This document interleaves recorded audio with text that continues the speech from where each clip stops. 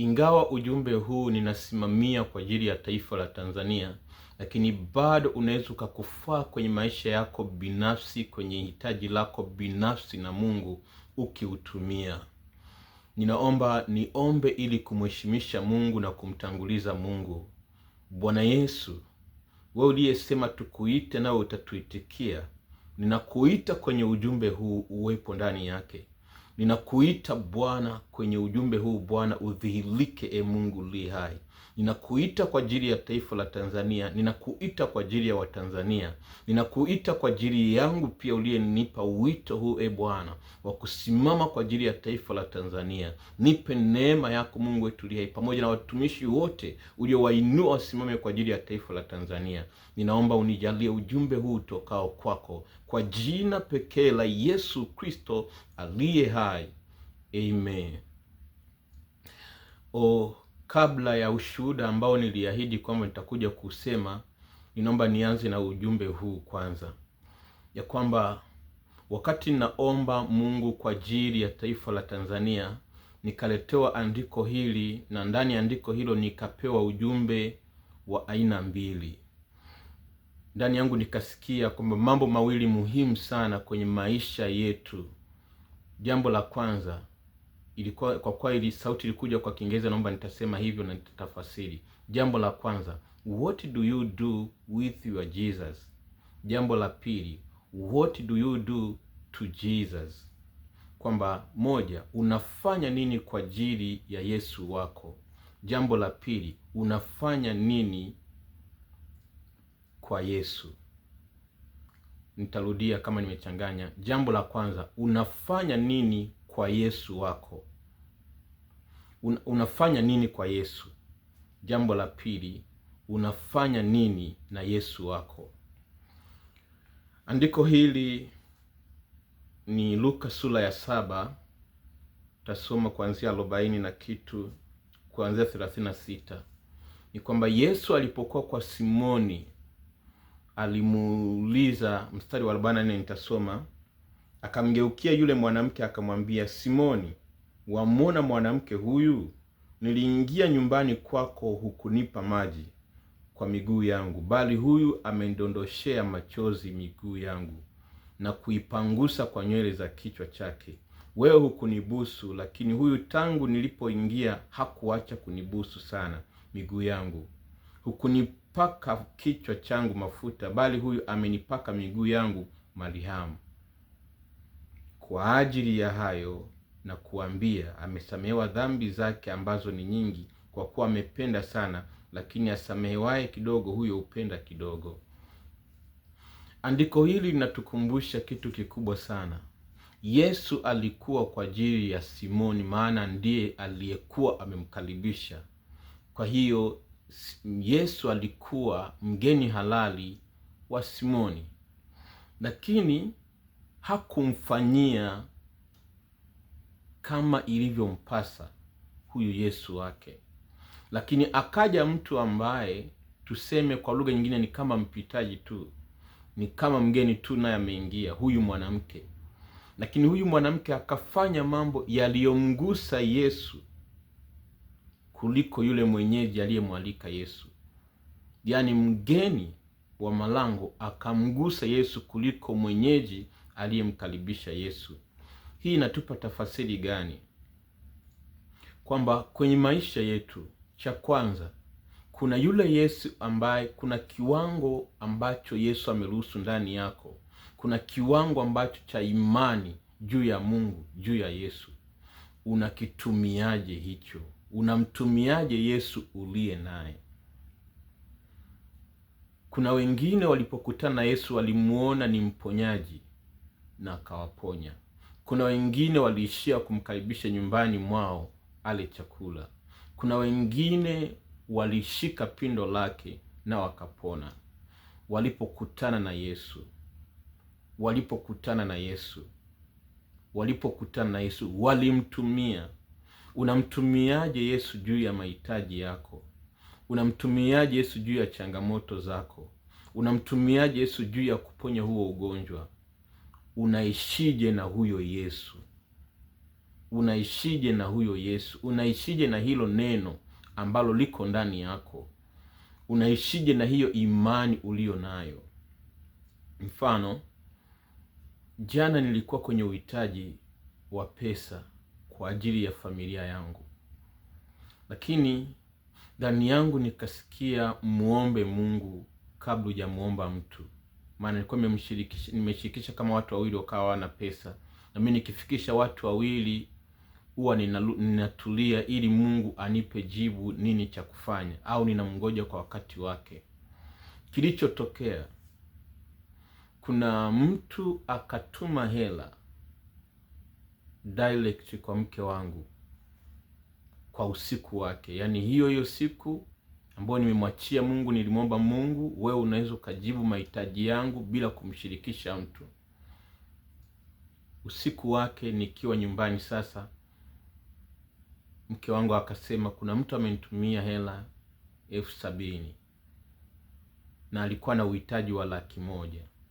Tunajifunza nini? Kuna yule Yesu uliye naye, unaweza kumwambia shida zako, haja zako, na akafanya. Unamtumiaji huyo Yesu uliye naye kumuona kwa watoto wako, kwa shida yako? Lakini jambo la pili, unamfanyia nini Yesu?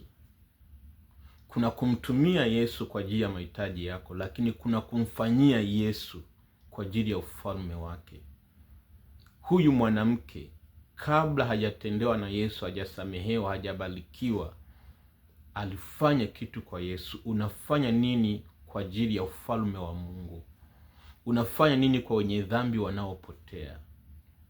Mfano, tunapomuita Mungu kwa ajili ya taifa la Tanzania, maana yake tunahitaji ufalme wa Mungu udhihirike kwenye taifa la Tanzania. Maana yake tunafanya kitu kwa ajili ya Mungu. Kwa wengi wanaweza kuona baraka za Mungu kwenye maisha yetu, wakasahau kuona kile tunachofanya kwa Yesu. Mara nyingi kuna mambo ambayo Mungu anataka tutangulie kufanya, ndipo naye afanye kwenye maisha yetu. Kwa kile unachofanya kwa Yesu kinaamua Yesu awe nani kwako. Ninaomba nikomee hapa ujumbe huu, alafu shuhuda niliyosema nitashare ni kwamba kuna mtu ambaye tarehe 4 mwezi wa 3 2026 alinishirikisha uhitaji wake. Ni mtumishi wa Mungu, yuko maeneo ya misionari. Mazingira ni magumu, nyumba aliyopewa inavuja, bado iko kwenye ujenzi, hana usafiri wowote, maisha ni magumu, na bado umri wake umeenda, anakaribia miaka 60. Kwa hiyo nilipokuwa nimeguswa na Mungu kusapoti spika ya Injili, kwa kuwa ni kwenye eneo lake moja ya kanisa lake, maana mchungaji analea zaidi ya kanisa moja, kwa kama amesikia ndani yake kunishirikisha hitaji. Lakini wakati wananishirikisha, mimi sina pesa. Mara nyingi nikipata pesa, hata kama mfano ni 500,000 Mungu amenipa kwa ajili ya familia yangu, kama familia yangu ina uhitaji wa 100,000, naitoa hiyo 100,000 kwa familia nyingine, naipeleka kwa kazi ya Mungu. Maana Mungu amesema mtu hataishi kwa mkate. Kwa hiyo hatuishi kwa kile tulicho nacho, bali kwa kile Mungu alicho nacho kwa ajili yetu. Kwa hiyo kwa kuwa sikuwa na pesa, ndani yangu ukaja ule ubinadamu. Shetani akaanza kunipa sauti, akaanza kunipa majibu ya kwamba amekuomba kwa sababu amehisi una pesa sana. Kwa hiyo hilo likataka linifanye tu nimwambie kwamba wewe sina pesa. Lakini kasikia ndani yangu naambiwa ya kwamba unasimama nafasi gani ya kumsaidia huyu. Nikasikia una nafasi ya kumsaidia.